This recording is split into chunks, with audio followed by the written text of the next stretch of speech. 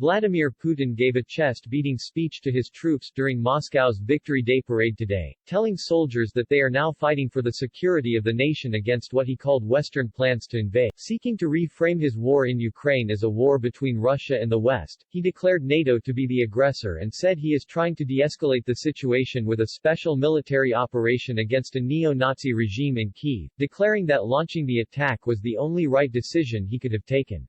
He also sought to twist the truth of what is happening on the ground in Ukraine, hailing a day of great victory despite Russia's battlefield defeats and telling his men they are fighting a just war despite plentiful evidence of war crimes in occupied territory. Everything indicated that a clash with the neo-Nazis, the Banderites, Ukrainian Nazi sympathizers, backed by the United States and their junior partners, was inevitable, he said. We saw military infrastructure being ramped up, hundreds of military advisors working and regular deliveries of modern weapons from NATO. The level of danger was increasing every day. Russia preventively rebuffed the aggressor. It was necessary, timely and right. The decision of a sovereign, strong, independent Russian troops in Donbass are fighting on their land, he claimed, peddling his warped worldview in which Ukraine is not a real country and Ukrainians are simply Russians waiting to be reintegrated into the motherland. But he stopped short of what many had feared, an official declaration of war on Kyiv which would have allowed him to mobilize Russia's military reserves and conscript civilians in order to escalate fighting across the border. The parade was much slimmed down from previous years, with an aerial display that was due to feature his doomsday jet, allowing him to continue ruling Russia in the event of a nuclear blast, was axed at the last minute due to bad weather, though rumors and light cloud in Moscow suggested it could be due to fears of sabotage.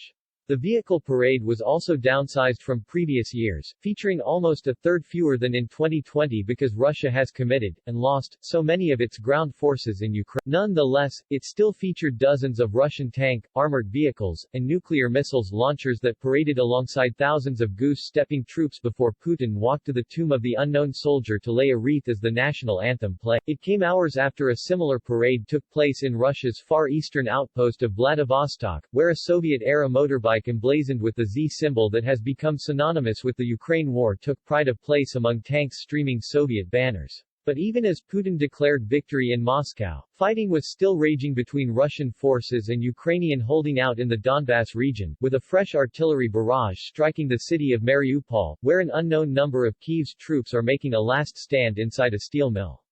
The mill is the only part of the city not overtaken by the invaders.